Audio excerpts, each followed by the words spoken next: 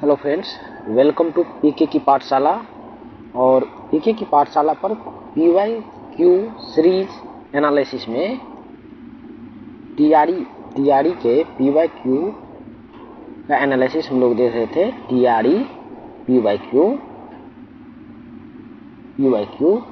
और उसमें हम लोगों ने जो कंप्लीट कर लिया है अभी तक वो है मैथ्स 1 to 12 तक के, 1 to 5, 6 to 8, 9 to 10। उसके बाद रीजनिंग हम लोगों ने देख लिया 1 to 5 का, 1 to 5 तक रीजनिंग पूछा जाता है उसको देख लिया है। और इनके लिए हमने रीजनिंग का एक सेशन भी कंप्लीट करके अपलोड कर दिया है, प्लेलिस्ट है रीजनिंग से बना हुआ, उसको आप लोग देख सकते हैं 1 to 5 वाले। उसके बाद हम लोगों ने कर लिया है ज्योग्राफी कर लिया है 1 to 12 तक का। और हम लोगों ने देख लिया है किसको, साइंस 1 to 12 तक का देख लिया है। अब हमारा एक ही सेक्शन बचता है जो 40 मार्क्स का आपको आ रहा है ना, उसमें 5 सेक्शन पूछा जाता है, 5 सेक्शन, 8 क्वेश्चन हर एक सेक्शन से पूछा जाता है, 8 क्वेश्चन, जिसमें ये जो 8 क्वेश्चन होता है वो एक होता है करेंट अफेयर्स। ठीक है, करेंट अफेयर्स को छोड़ के हम लोगों ने लगभग 3 सेक्शन को कंप्लीट कर लिया है। और चौथा सेक्शन हमने स्टार्ट किया है क्लास 1 से 11-12 के लिए, वो है हिस्ट्री का सेशन। हिस्ट्री में आपको बताता चलूं कि हिस्ट्री में जो भी सिलेबस में है टीआरई के सिलेबस में, वो सिर्फ और सिर्फ मॉडर्न हिस्ट्री का भारतीय राष्ट्रीय आंदोलन, इंडियन नेशनल मूवमेंट INM, भारतीय राष्ट्रीय आंदोलन से संबंधित प्रश्न पूछे जाते हैं। और अगर आप थोरोली एनालिसिस करेंगे टीआरई के, तीनों टीआरई के प्रश्नों का, तो आप ये पाएंगे कि 1 से 2 प्रश्न बिहार से रिलेटेड रहता है। 1 से 2 प्रश्न या एक प्रश्न तो निश्चित तौर पे 8 प्रश्न में 1 प्रश्न बिहार से रहेगा, बिहार के मॉडर्न हिस्ट्री से। बाद बाकी 7 प्रश्न में भी 1 प्रश्न और होने की संभावना होती है। और हमने जो एक एनालिसिस करके देखा है उसमें ये पाया अभी तक, जो प्रत्येक टीआरई में 1 प्रश्न कम से कम है जिसका ऑप्शन ई दे रखा है। ठीक है, तो इसे एनालिसिस बता रहा हूं मैं। तो हम लोग आगे बढ़ते हैं और देखते हैं जो पहला प्रश्न टीआरई फर्स्ट में क्या पूछा गया है। इसमें एक बात बताता चलो मैं, जो प्रश्न संख्या 1 से लेकर 8 तक है वो टीआरई 1 का है। 9 से 17 तक जो भी प्रश्न है वो टीआरई 2 में पूछे गए प्रश्न है। और 9 से 16 तक और 17 से 24 तक जो भी प्रश्न है वो सारे प्रश्न टीआरई 3 के हैं। तो हम लोग देखते हैं टीआरई 1 का पहला प्रश्न, नवभारत का पैगंबर, who is the prophet of New India, के नाम से किन्हें जाना जाता है? राजा राम मोहन राय। बिल्कुल सही, राजा राम मोहन राय को, जो भारत में नए शिक्षा के प्रवर्तक भी थे, उनको ही क्या बोला जाता है? नव भारत का पैगंबर बोला जाता है। और एक बात बताता चलूं, जो राजा राम मोहन राय ही समाज का स्थापना किए थे, ब्रह्म समाज का, जो आगे चल के इसका विभाजन हो जाता है 2 भागों में, आदि ब्रह्म समाज और ब्रह्म समाज के रूप में फर्दर विभाजन भी होता है।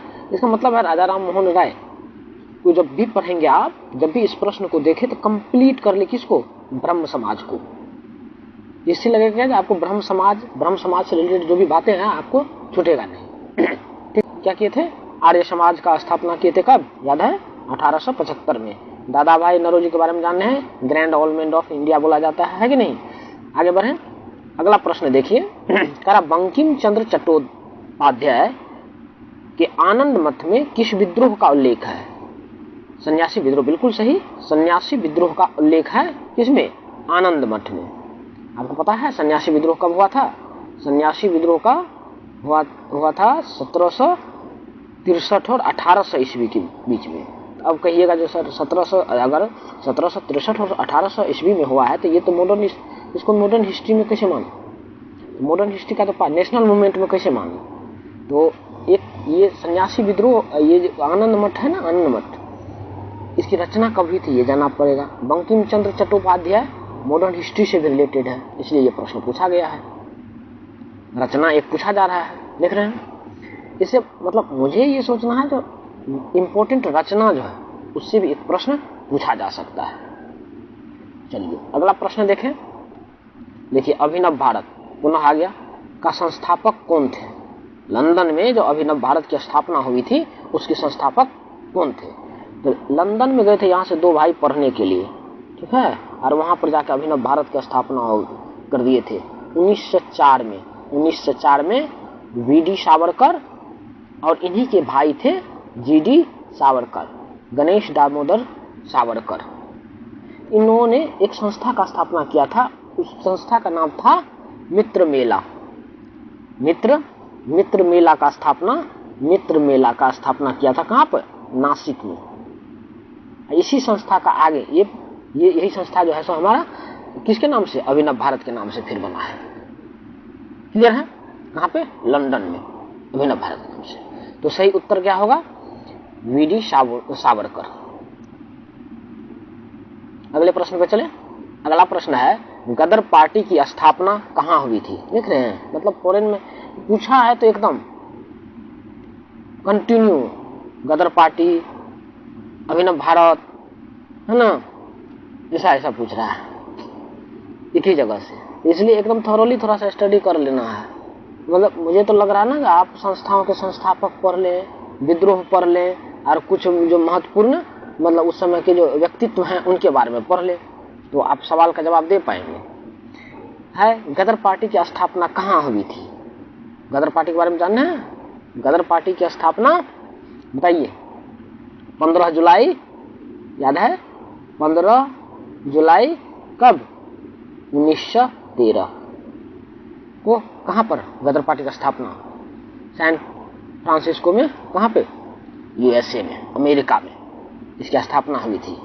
और ये जानते हैं, ये एक संस्था की, इससे पहले ये एक दूसरी संस्था के नाम से, इसको दूसरी संस्था के नाम से जाना जा रहा था। वो है प्रशांत तट की हिंदी सभा।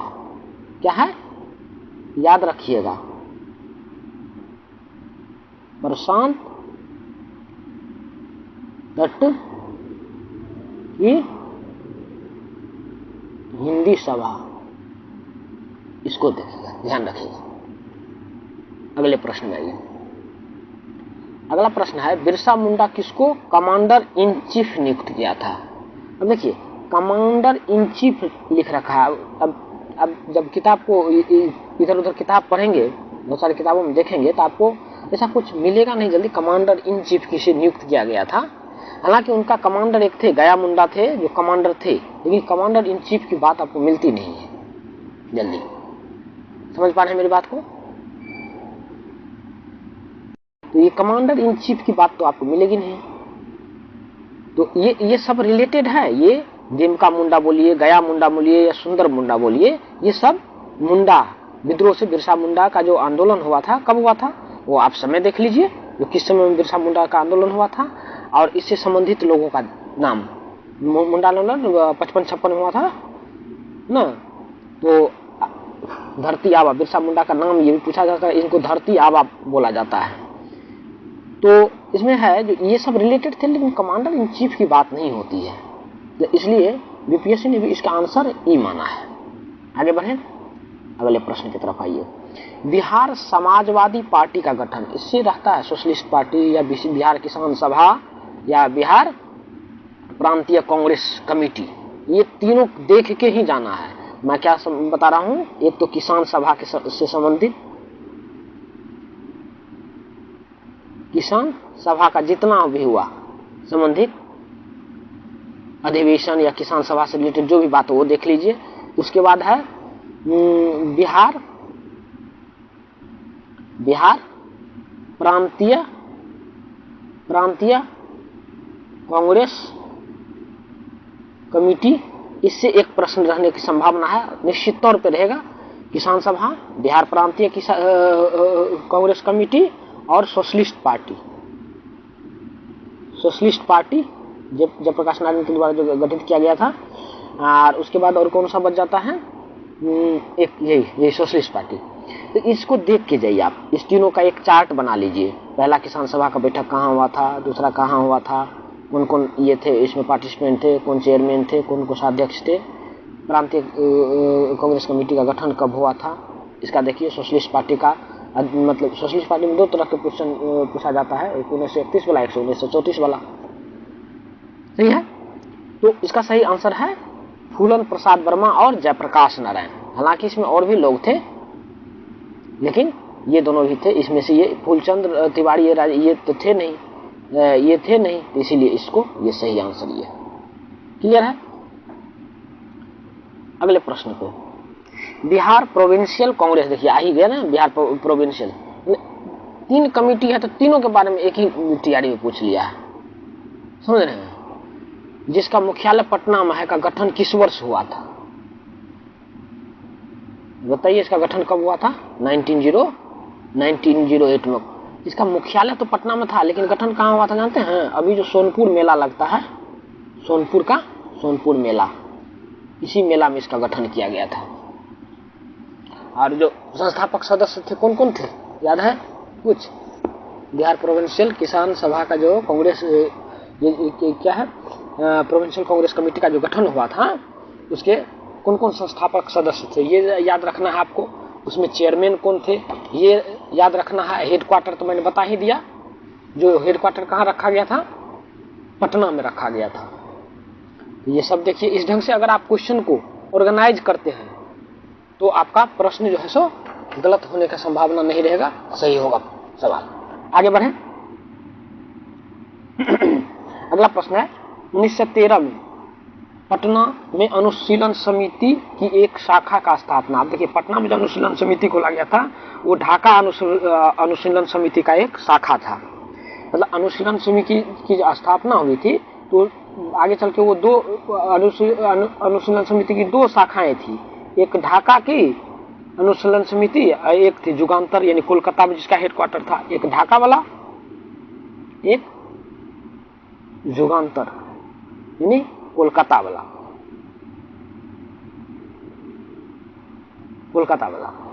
ठीक है। तो अब क्वेश्चन हो सकता है जो अनुशीलन समिति का जो स्थापना किया गया था शुरू में, लेकिन के द्वारा, तो ये सचिंद्र, यहाँ पर तो हमारा जो है सो सही आंसर क्या है? सचिंद्र सान्याल। पटना में जो स्थापना हुआ था तो सचिंद्र सान्याल के साथ एक लोग और थे, वो थे पी मित्रा अनुशीलन समिति के संस्थापक सदस्य में। सही है। स्थापना कब हुई थी? 24 मार्च 1902 को। और 13 में आके यहाँ पर कहाँ पे? बिहार में इसकी एक शाखा की स्थापना हुई। आगे बढ़े।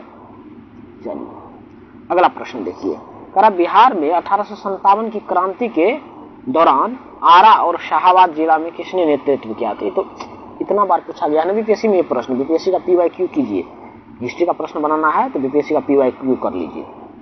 अगला प्रश्न है, बंगाल का विभाजन प्रभावी हुआ था कब से? अब पूछा, देखिए अब जब पूछ दिया यहाँ प्रभावी हुआ तो बंगाल का विभाजन ऐसे करके एक आप हेडलाइंस तैयार कीजिएगा, बंगाल विभाजन। हाँ, इस हेडलाइंस के अंतर आप सब कुछ लिखिएगा। घोषणा कब हुआ था, किसके द्वारा किया गया था, प्रभावी कब से हुआ, है ना, और फिर इसको ये कब किया गया, निरस्त कब कर दिया। पता है ना आपको, जो बंगाल विभाजन को पुनः निरस्त भी कर दिया गया था कब? 12 दिसंबर 1912 के दिल्ली दरबार में। 12 दिसंबर 1911 का जो दिल्ली में दरबार लगा था, उसी दिल्ली दरबार में बंगाल विभाजन को फिर से भंग कर दिया था। अब बंगाल जब विभाजन हुआ था तो बंगाल विभाजन के खिलाफ में कौन कौन सी जो है सो आंदोलन हुई थी, कहाँ कहाँ क्या क्या प्रोटेस्ट हुआ था, बिहार का उससे क्या संबंध है, ये मतलब 7-8 पॉइंट है, उसी को घुमा घुमा के क्वेश्चन पूछा जाता है बंगाल विभाजन से। तो उसी 7-8 पॉइंट को अगर आप कर लेते हैं तो आपको ये बात समझ में आ जाएगी कि बंगाल विभाजन से अगर सवाल पूछा जाएगा तो मेरा सवाल गलत नहीं होगा। ज्यादा एक्सपर्ट, ज्यादा रिसर्चर नहीं बनना है। क्लियर है। तो ये प्रभावी हुआ था 15 अक्टूबर 1905 को। आगे आइए, अगला प्रश्न है, बंबई में कांग्रेस द्वारा भारत छोड़ो आंदोलन प्रस्ताव पास किया गया था कब? 8 अगस्त 1942 को। तो अब भारत छोड़ो आंदोलन आ गया तो हम लोग क्या करेंगे? भारत छोड़ो आंदोलन लिखेंगे। उसे तो सीरियली लिख लीजिए वहां से, मॉडर्न हिस्ट्री का टॉपिक स्टार्ट करके हर एक टॉपिक पर। तो भारत छोड़ो आंदोलन आपको बहुत डेप्थ में क्वेश्चन नहीं पूछा जा रहा है 11th 12th में, बहुत मतलब ऊपर ऊपर क्वेश्चन पूछा जा रहा है। तो भारत छोड़ो आंदोलन अगर लिख रहे हैं तो भारत छोड़ो आंदोलन से संबंधित आप देखिए किस कांग्रेस के किस अधिवेशन में इसके प्रस्ताव को स्वीकृति दी गई, किस दिन से स्टार्ट हुआ था, किस दिन जो है सो सारे बड़े नेता को गिरफ्तार कर लिया गया था, कौन कौन सी एक्टिविटीज हुई थी। भारत छोड़ो आंदोलन के समय में बिहार का जो है सो बिहार में कहाँ कहाँ कौन कौन सा आंदोलन हुआ था, है ना। भूमिगत कुछ आंदोलन हुए थे, उस आंदोलन से प्रश्न पूछा जाता है। तो बस एक एक लाइन, दो दो लाइन, उस आंदोलन का नेतृत्व किसने किया, वो आंदोलन कहाँ हुआ, वो आंदोलन किस क्षेत्र में हुआ, बस यही चीज। आगे बढ़े तो सही आंसर है 8 अगस्त 1942। अगले प्रश्न की तरफ हम लोग चलते हैं। अगला प्रश्न है, अंग्रेजों ने भारत पर लंबे समय तक राज कैसे किया? कांग्रेस की उदारवादी नीति के कारण? नहीं। भारतीय नेताओं की गिरफ्तारी के कारण? नो। बांटो और राज करो? यस, है ना। डिवाइड एंड रूल, फूट डालो और शासन करो की नीति जो उनकी थी यही था, तो इसके कारण वो इतना दिनों तक राज कर पाए। आगे बढ़े। अगला प्रश्न है, निम्नलिखित में से किस तिथि को रानी विक्टोरिया की उद्घोषणा हुई? देखिए, रानी विक्टोरिया के उद्घोषणा से पूछा गया है प्रश्न। अभी इससे पहले देखिए दिल्ली दरबार लगा था, दिल्ली दरबार से भी वहां भी रानी विक्टोरिया आई हुई थी, तो दिल्ली दरबार से भी एक प्रश्न पूछा गया। अब रानी विक्टोरिया के जो है सो 1857 का जब विद्रोह खत्म हुआ उसके जस्ट बाद जो है सो विक्टोरिया की उद्घोषणा हुई थी। उसी उद्घोषणा के बाद जो है सो क्या क्या हुआ था। अब जब उस उद्घोषणा को आप पढ़िएगा तो उद्घोषणा में किस चीज किन किन बातों का जो है सो उद्घोषणा किया गया था, और ये बात कर जानिए जो उनका जो उद्घोषणा पत्र है किनके द्वारा पढ़ा गया था, ये पूछा जाता है, तो उसको आपको देखना है। ठीक है, तो ये उद्घोषणा 1 नवंबर 1858 को हुआ था। क्लियर? यहां तक कोई दिक्कत है तो बोलिए। 1 नवंबर 1858। बढ़े आगे, चलिए।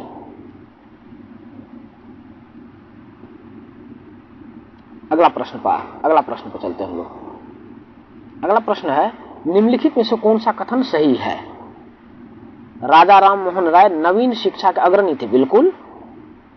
स्वामी, देखिए पहले, हाँ, राजा राम मोहन से संबंधित जो देखिए अगर आपने बना लिया होता, उसमें ऑप्शन पे एनालिसिस कर लिया होता, तो देखिए TRE 1 में भी प्रश्न पूछा गया है, TRE 2 में देखिए राजा राम मोहन राय, दयानंद सरस्वती, विवेकानंद है।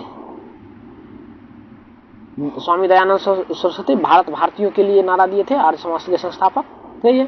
तो देखिए यहाँ पर आ गया ये प्रश्न, ये भी सही है। विवेकानंद विश्व धर्म संसद में भाग लिए थे? यस। ये डेट बताना है कब गए थे, आप डेट भी ध्यान रखिए।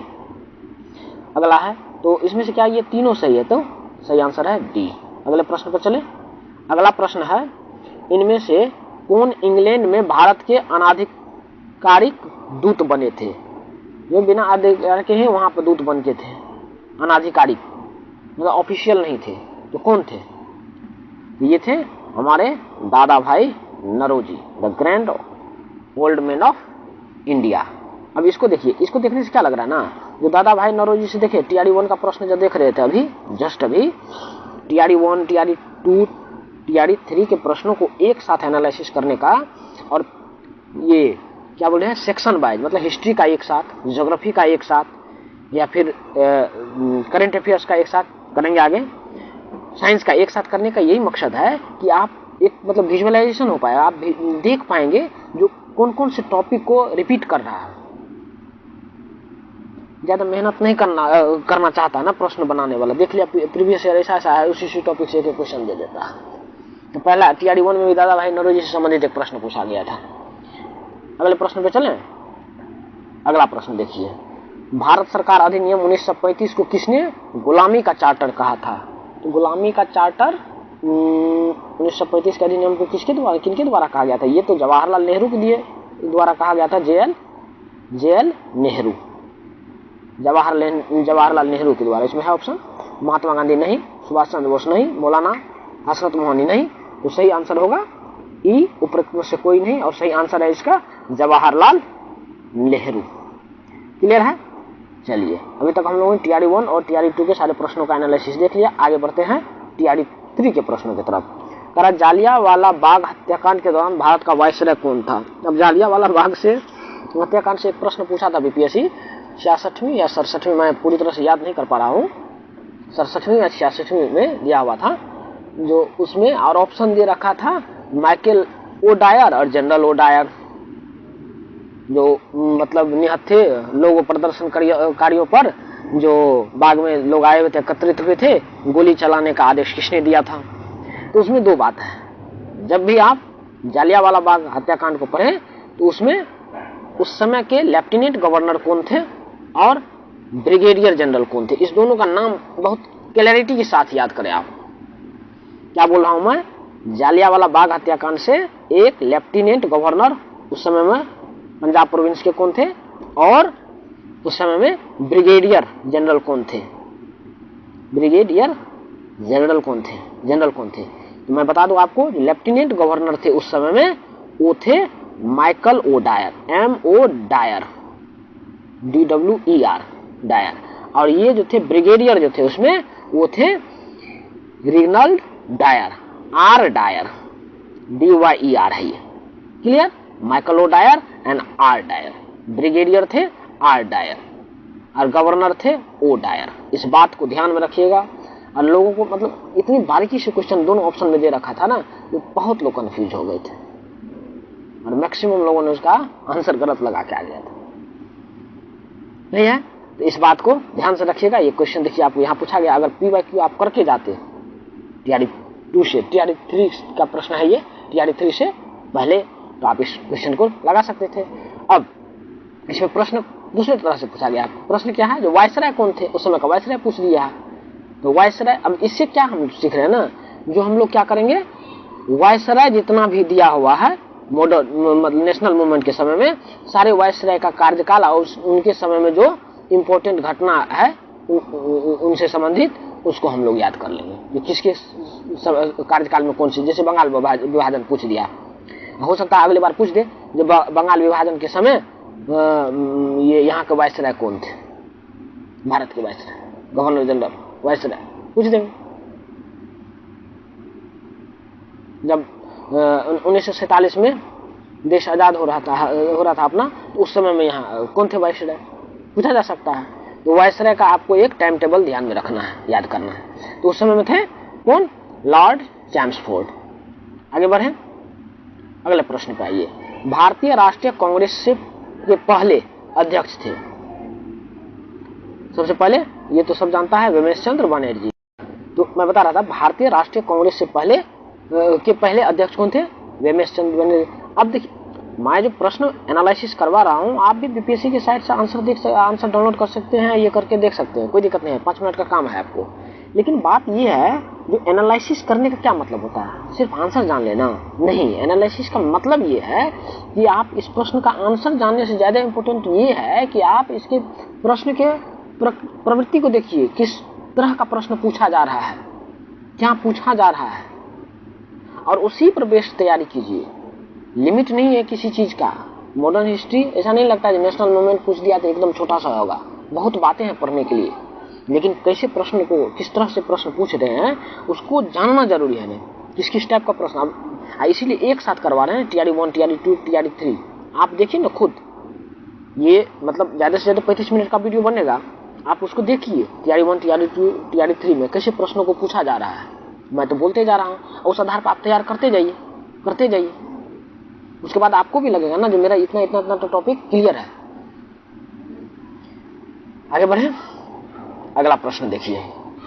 अगला प्रश्न है, निम्नलिखित में से किसको ग्रैंड ऑलमेंट, देखिए ना ये प्रश्न, अब देखिए मैं बोला था अभी ना, तो देखिए TRE 1 में भी दादा भाई नौरोजी से प्रश्न पूछ चुका है, TRE 2 में भी दिखाया मैंने, दादा भाई नौरोजी से संबंधित है, प्रश्न पूछा गया था। और TRE 3 में देखिए, ग्रैंड ऑलमेंट ऑफ इंडिया से किनको जाना जाता है, दादा भाई नौरोजी। अब बताइए ना, है कि नहीं तीनों, TRE 1, TRE 2, TRE 3 तीनों में है कि नहीं प्रश्न दादा भाई नौरोजी से संबंधित। मूव करें अगले प्रश्न पे। अगला प्रश्न, निम्नलिखित में से कौन से आंदोलन MK गांधी द्वारा शुरू किया गया, महात्मा गांधी द्वारा शुरू किया गया था, इसमें से कौन सा आंदोलन। अब यहाँ से महात्मा गांधी का नाम पूछ लिया, कौन कौन सा आंदोलन है उनसे संबंधित, और वहां पर क्या था, भारत छोड़ो आंदोलन था कि नहीं था। तो सही भारत छोड़ो आंदोलन, असहयोग आंदोलन, स्वदेशी, ये तीनों आंदोलन उनके द्वारा कराया गया था, लीड किया गया था, तो सही आंसर होगा डी। अगला, बारदौली सत्याग्रह का नेता कौन थे? अब देखिए ना, महात्मा गांधी से आंदोलन संबंधित, तो उस समय में जिस समय महात्मा गांधी का आंदोलन चल रहा था चंपारण से लेकर वहां तक का, उसी बीच के आंदोलन में से एक आंदोलन के बारे में फिर पूछ लिया है, बारदौली सत्याग्रह का नेता कौन थे? तो कौन नहीं जानता, सरदार वल्लभ भाई पटेल। क्लियर है? अगले प्रश्न की तरफ चले। निम्नलिखित में से कौन होम रूल आंदोलन के से संबंधित नहीं है? यहाँ आप देखिए, यहाँ पर होम रूल आंदोलन पूछ लिया, वहां पर अनुशीलन समिति के बारे में पूछ लिया था, पूछा था कि नहीं? पहले में अनुशीलन समिति के बारे में, दूसरे में देखिए होम रूल लीग के बारे में पूछ लिया है। तो होम रूल से संबंधित कौन नहीं थे? एनी बेसेंट तो थे ही, बाल गंगाधर तिलक थे, सरोजिनी नायडू थे, तो उपरोक्तों से एक से अधिक। सही आंसर होगा क्या? इसमें से कौन नहीं थे? तो ये तीनों थे। अब क्वेश्चन को देखिए, करा कौन संबंधित नहीं है, तो ये तीनों थे तो कोई नहीं, आंसर ई। क्लियर है? समझ में आनी मेरी बात? आगे बढ़े, चलिए अगला प्रश्न है, किसने 1920 में बिहार प्रादेशिक कांग्रेस कमेटी की स्थापना की? 1920 में बिहार प्रादेशिक कांग्रेस कमेटी का स्थापना थोड़े हुआ था ना, ये क्वेश्चन ही गलत है। बिहार प्रादेशिक कांग्रेस कमेटी की स्थापना 1908 में कहां पे? सोनपुर। ये प्रश्न पूछा जा चुका है, कहां पे? टीआरडी 1 में, टीआरडी 3 में भी पूछा गया है दूसरे रूप में, है कि नहीं? टीआरडी 1 में क्या था, अभी आपने देखा ना, जो बिहार प्रादेशिक कांग्रेस कमेटी की जो स्थापना हुई थी, जिसका हेडक्वार्टर पटना में रखा गया था, कब हुई थी? डेट पूछा गया था, तो वहां पर डेट दिया है, तो ये फिर 1920 कैसे हो गया, है कि नहीं? ये क्वेश्चन क्या है ना, सही है, इसमें ये क्वेश्चन ही गलत है। इसका बीपीएससी ने क्या दिया था आंसर? बीपीएससी क्या क्या था, इसको डिलीट कर दिया था। इस क्वेश्चन को देख लीजिए, गलती क्वेश्चन सेट करता है, डिलीट करता है। क्लियर? चलिए लास्ट प्रश्न है, हम लोग देखते हैं क्या है लास्ट प्रश्न। 1936 में अखिल भारतीय किसान सभा का हुआ था, कहां पे? लखनऊ में।